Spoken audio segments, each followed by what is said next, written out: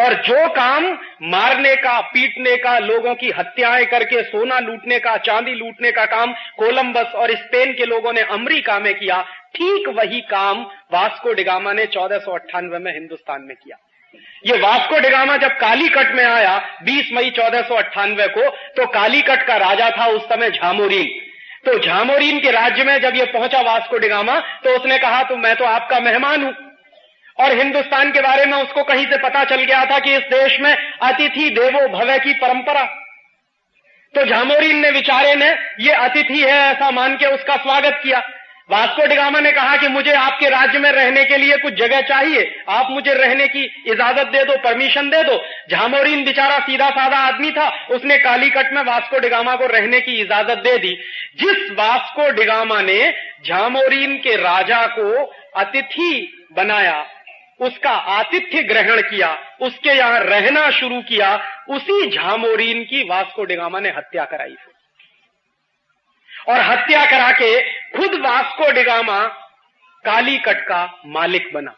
और कालीकट का मालिक बनने के बाद उसने क्या किया कि समुद्र के किनारे है कालीकट केरल में, वहां से जो जहाज आते जाते थे जिसमें हिंदुस्तानी व्यापारी अपना माल भर भर के साउथ ईस्ट एशिया और अरब के देशों में व्यापार के लिए भेजते थे, उन जहाजों पर टैक्स वसूलने का काम वास्को डिगामा करता था। और अगर कोई जहाज वास्को डिगामा को टैक्स ना दे तो उस जहाज को समुद्र में डुबोने का काम वास्को डिगामा करता था।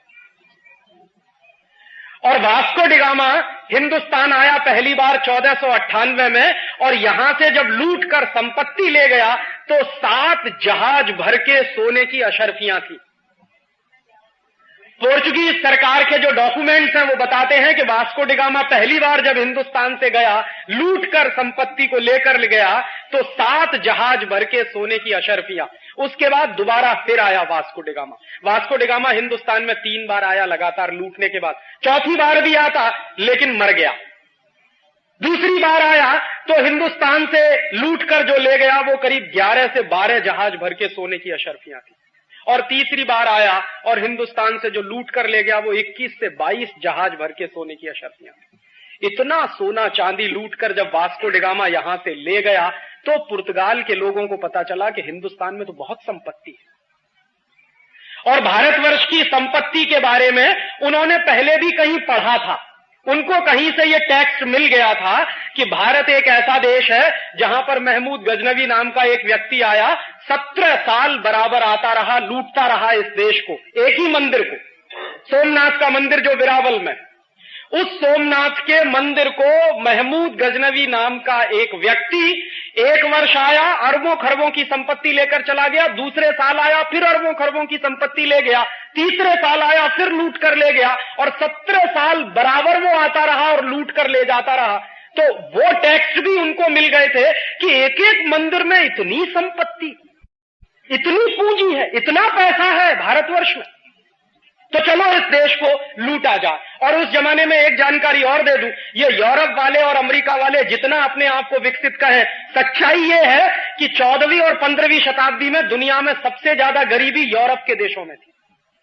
खाने पीने को भी कुछ होता नहीं था, प्रकृति ने उनको हमारी तरह कुछ भी नहीं दिया, ना उनके पास नेचुरल रिसोर्सेज हैं जितने हमारे पास हैं, न मौसम बहुत अच्छा है, न खेती बहुत अच्छी होती थी, और उद्योगों का तो प्रश्न ही नहीं उठता। 13वीं और 14वीं शताब्दी में तो यूरोप में कोई उद्योग नहीं होता था। तो उन लोगों का मूलतः जीविका का जो साधन था वो लुटेरेपन के काम से जीविका चलाते थे, चोरी करते थे, डकैती डालते थे, लूट डालते थे। ये मूल काम करने वाले यूरोप के लोग थे। तो उनको पता लगा कि हिंदुस्तान और भारतवर्ष में इतनी संपत्ति है तो चलो उस देश को लूटा जाए। और वास्को डिगामा ने आकर हिंदुस्तान में लूट का एक नया इतिहास शुरू किया। उसके पहले भी लूट चली हमारी, महमूद गजनवी जैसे लोग हमको लूटते रहे, लेकिन वास्को डिगामा ने आकर लूट को जिस तरह से केंद्रित किया और ऑर्गेनाइज किया वो समझने की जरूरत है। उसके पीछे पीछे क्या हुआ, पुर्तगाली लोग आए, उन्होंने 70-80 वर्षों तक इस देश को खूब जमकर लूटा। पुर्तगाली चले गए इस देश को लूटने के बाद, फिर उसके पीछे फ्रांसीसी आए, उन्होंने इस देश को खूब जमकर लूटा, 70-80 वर्ष उन्होंने भी लूटा। उसके बाद डच आ गए, हॉलैंड वाले, उन्होंने इस देश को लूटा। और उसके बाद फिर अंग्रेज आ गए हिंदुस्तान में, लूटने के लिए ही नहीं बल्कि इस देश पर राज्य भी करने के लिए। पुर्तगाली आए लूटने के लिए, फ्रांसीसी आए लूटने के लिए, डच आए लूटने के लिए, और फिर पीछे से अंग्रेज चले आए लूटने के लिए। अंग्रेजों ने लूट का तरीका बदल दिया। ये अंग्रेजों से पहले जो लोग लूटने के लिए आए वो आर्मी लेके आए थे, बंदूक लेके आए थे, तलवार लेके आए थे और जबरदस्ती लूटते थे। अंग्रेजों ने क्या किया कि लूट का सिलसिला बदल दिया और उन्होंने अपनी कंपनी बनाई, उसका नाम ईस्ट इंडिया रखा। ईस्ट इंडिया कंपनी को लेकर सबसे पहले सूरत में आए, इसी गुजरात में। यह बहुत बड़ा दुर्भाग्य है इस देश का कि जब जब इस देश की लूट हुई है गुजरात के रास्ते हुई। जितने लोग इस देश को लूटने के लिए आए बाहर से वो गुजरात के रास्ते घुसे इस देश में। इसको समझिए क्यों? क्योंकि गुजरात में संपत्ति बहुत थी और आज भी है। तो अंग्रेजों को लगा कि सबसे पहले लूटने के लिए चलो सूरत में। पूरे हिंदुस्तान में कहीं नहीं गए, सबसे पहले सूरत में आए और सूरत में आके ईस्ट इंडिया कंपनी के लिए कोठी बनानी है, ऐसा वहां के नवाब के सामने उन्होंने फरमान रखा। बेचारा नवाब सीधा साधा था, उसने अंग्रेजी ईस्ट इंडिया कंपनी को कोठी बनाने के लिए जमीन दे दी। कभी आप जाइए सूरत में, वो कोठी आज भी खड़ी हुई है, उसका नाम है कूपर विला। एक अंग्रेज था, उसका नाम था जेम्स कूपर। 6 अधिकारी आए थे सबसे पहले ईस्ट इंडिया कंपनी के, उनमें से एक अधिकारी था जेम्स कूपर। तो जेम्स कूपर ने अपने नाम पर उस कोठी का नाम रख दिया कूपर विला। वो ईस्ट इंडिया कंपनी की सबसे पहली कोठी बनी सूरत में।